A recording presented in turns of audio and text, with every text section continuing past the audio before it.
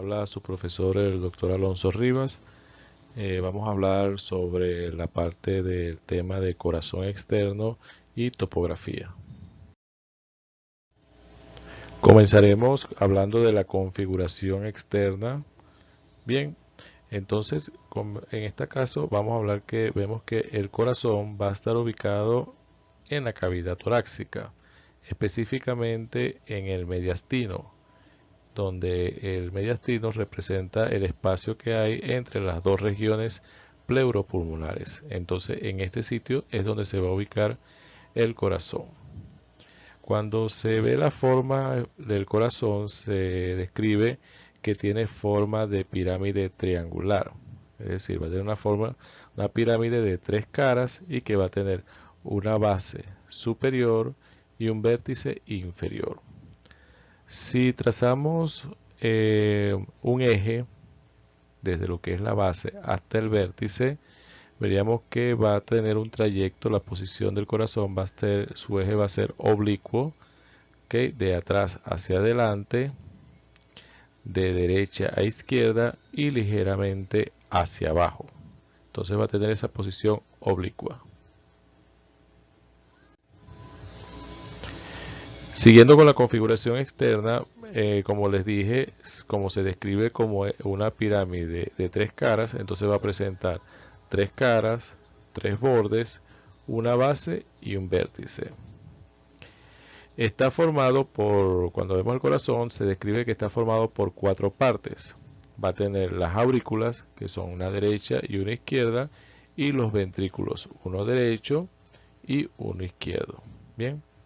Y estos van a tener una serie de surcos en la parte externa que por dentro se proyectan en forma de tabiques, y los surcos que vamos a encontrar son los surcos interventriculares, que es decir, que separan entre los dos ventrículos, interauriculares entre las dos aurículas, y el surco auriculoventricular, que es el que va a rodear completamente al corazón en forma transversa y que va a separar las aurículas de los ventrículos. Comenzando a describir las caras, como les dije, tiene tres caras. ¿Cuáles van a ser? Se describe primero una cara anterior o esternocostal, que se dice esternocostal es por su relación con la pared del tórax, en este caso con el esternón y con los arcos costales. Va a tener una cara inferior o diafragmática debido a su relación con el diafragma, y una cara lateral izquierda.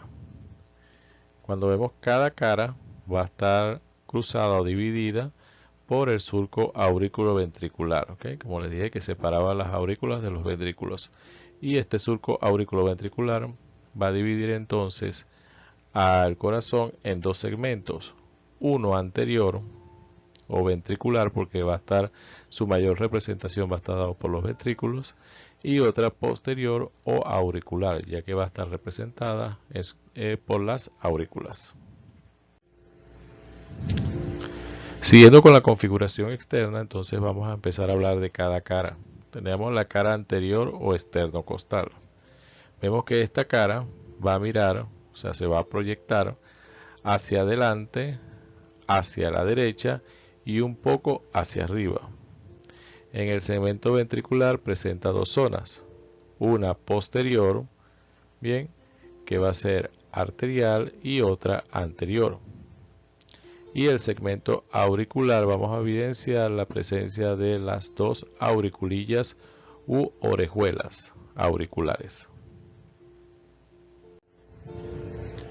La cara inferior o diafragmática, que se dice diafragmática, como le dije, porque va a reposar sobre la cara superior del diafragma. Esta va a tener una forma convexa e inclinada hacia abajo y hacia adelante. El segmento ventricular está dividido por el surco interventricular inferior.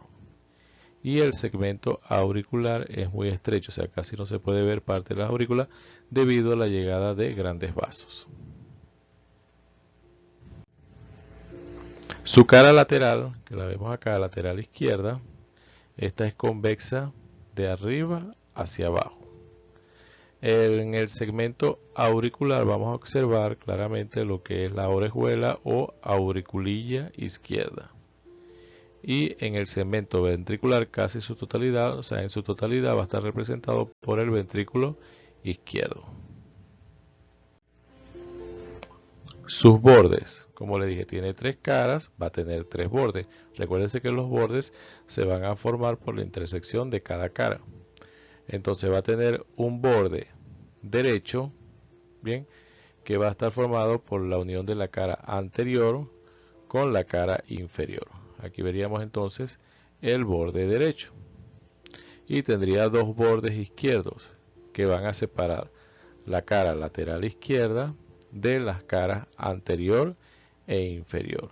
Es decir, que en este caso vemos que este borde izquierdo, estos 2 bordes izquierdos van a encontrarse por la intersección de la cara anterior con la cara lateral izquierda y el otro borde es por la cara lateral izquierda con la cara inferior. Su base, como dije, entonces su base se va a proyectar más que todo hacia la derecha y hacia arriba y va a estar constituida por las aurículas. Vamos a encontrar un surco que separa las aurículas, que es el surco interauricular, que divide esta base en un segmento derecho e izquierdo.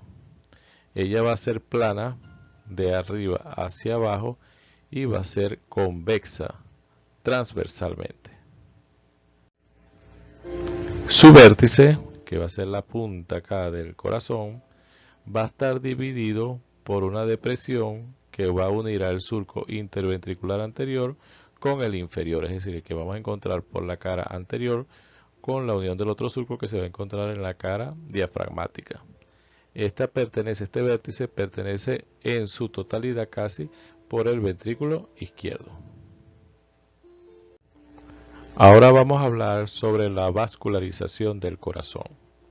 Es decir, vamos a hablar de esos vasos que se van a encargar ya sea de irrigar o de drenar la sangre que va a ser utilizada por el músculo cardíaco.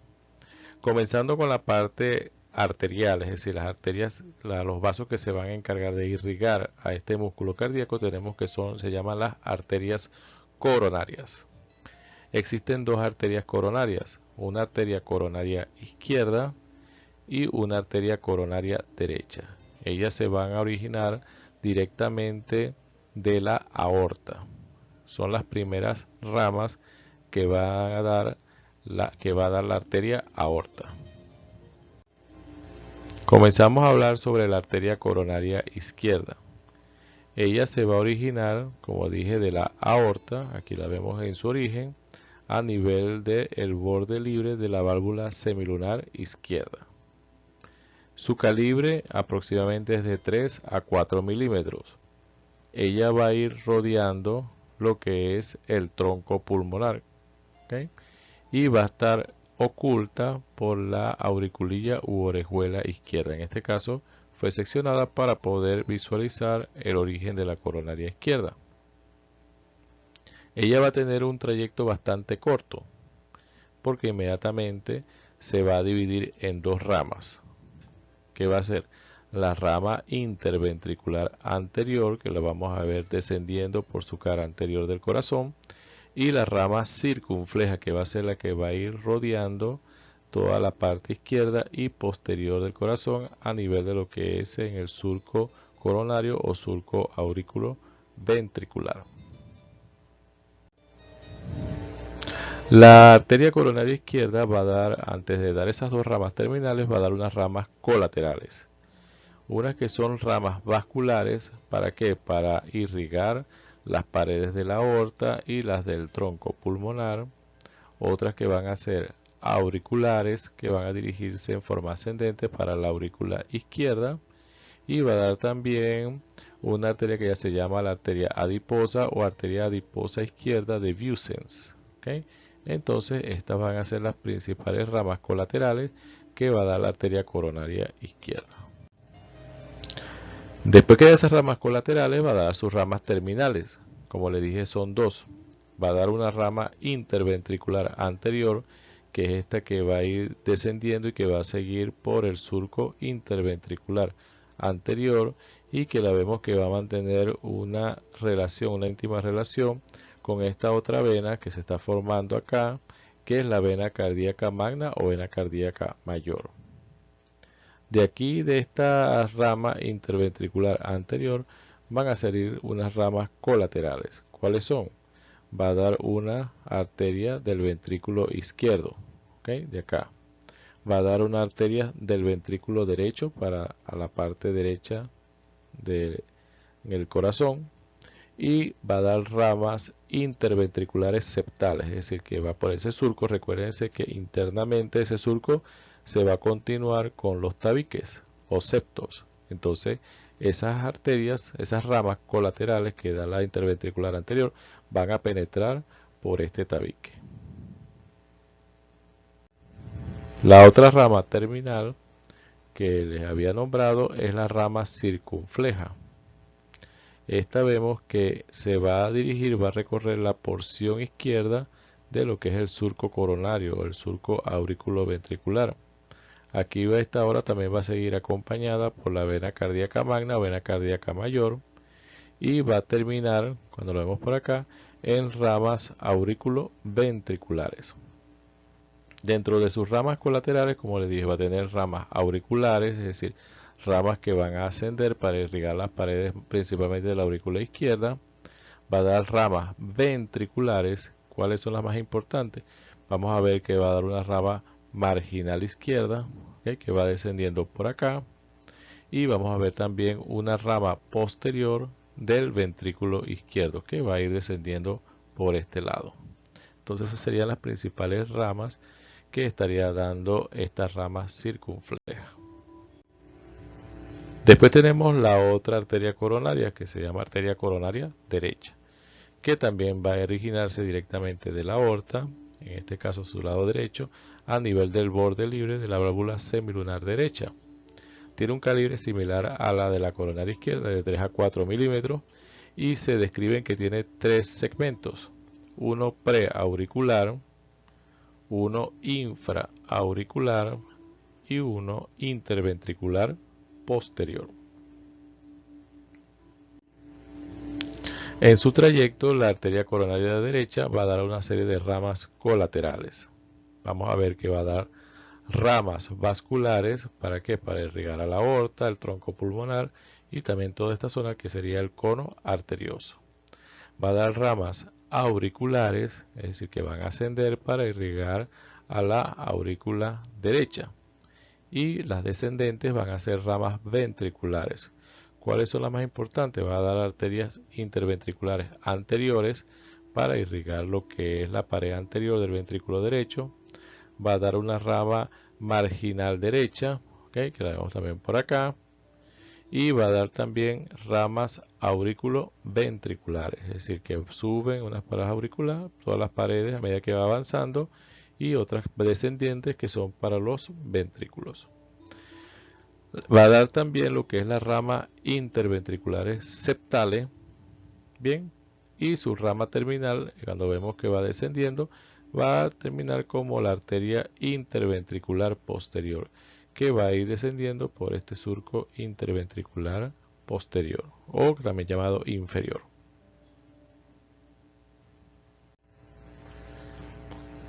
Una vez que hemos hablado de las arterias, las coronarias con sus principales ramas, tenemos que, una vez que esa sangre, ese músculo ha sido irrigado, ha utilizado esa sangre, ahora tiene que regresar esa sangre desoxigenada, y es a través de las venas. Entonces las venas del corazón se describen que existen dos principales, que van a ser la vena cardíaca magna o vena cardíaca mayor y el seno coronario. Ellas se van a ir formando. Okay, recuérdense que el origen de las venas es contrario al de las arterias. Bien, entonces vamos a encontrar que de sus afluentes vamos a encontrar que se va a comenzar con una vena interventricular anterior, que es la que va a ir, como habíamos dicho, que acompaña a la arteria interventricular anterior. Esta se va a ubicar en el surco interventricular, en este caso el anterior. Va a acompañar después a la arteria circunfleja, y va a recibir también a esta vena que va a ser la vena marginal izquierda. Y cuando se une esta vena marginal, el diámetro entonces de la vena aumenta y según algunos autores ya cambia el nombre, ya deja de ser vena interventricular anterior y va a convertirse en la vena cardíaca magna o vena cardíaca mayor. Ella va a seguir recorriendo el surco coronario o surco auriculoventricular y posteriormente vemos que aquí en esta parte vista posterior se dilata y va a formar lo que es el seno coronario.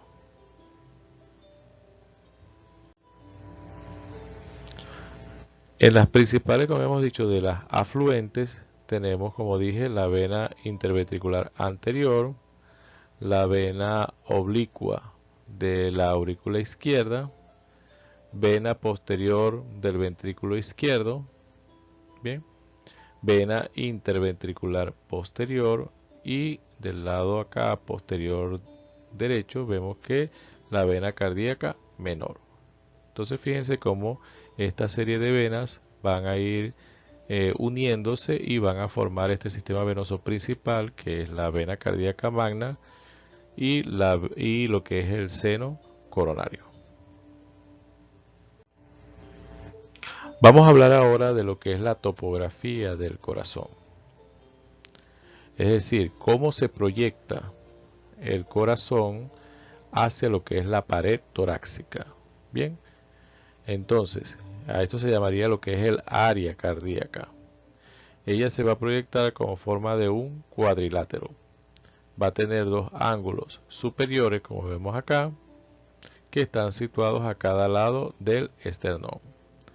El ángulo inferior derecho corresponde a la extremidad del sexto espacio intercostal derecho y el ángulo inferior izquierdo se ubica en el quinto espacio intercostal izquierdo. Y entonces unimos estos puntos y trazamos entonces las líneas y vamos a ver que el área cardíaca, como dice, está representado por un cuadrilátero. En cuanto a las relaciones del corazón, con la cara anterior del corazón se va a relacionar ¿con quién? Con el timo o sus vestigios, también con los pulmones y las pleuras, con los vasos mamarios internos y con lo que es el plastrón externo costal, que es lo que es el esternón con los cartílagos costales. Su cara inferior se va a relacionar ¿con quién? Vemos con el diafragma, ya que reposa sobre el diafragma y sobre la hoja anterior del centro frénico, que es la parte fibrosa acá del diafragma. Su cara izquierda, vemos acá, aquí estaría el corazón, retiramos el corazón y vamos a ver con quién hace relación esta cara izquierda. Y vemos que se va a relacionar con la pleura, ¿ok?